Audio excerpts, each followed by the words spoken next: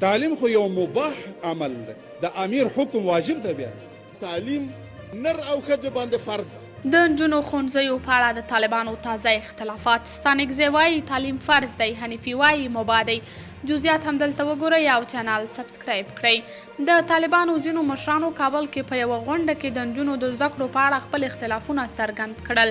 د طالبانو د بهرنیو چارو وزارت سیاسي معین شیر محمد عباس ستانکزي سهشنبه د تلې پر 5 نیټه د ګرځندوی ورځې د لمانځلو په مراسمو کې ویلي چې علم پر نارینه او ښځینه فرض دی او د نجونو د زده کړو مخالفان باید شرعي دلایل وړاندې کړي. ستانکزي ښځو او نارینهو ته له توپیري چلند پرته د زده کړو د زمینې د برابرېدو غوښتنه کړې ده.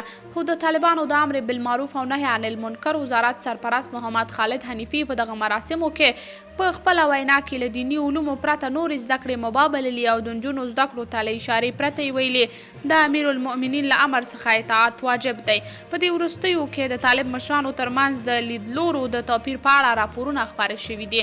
ټلګراف تېره اونۍ د یوه لوړپوړي طالب چارواکي د نجونو د زده کړو پر سر د دې ډلې د مشرانو له سخت اختلاف خبر ورکړ.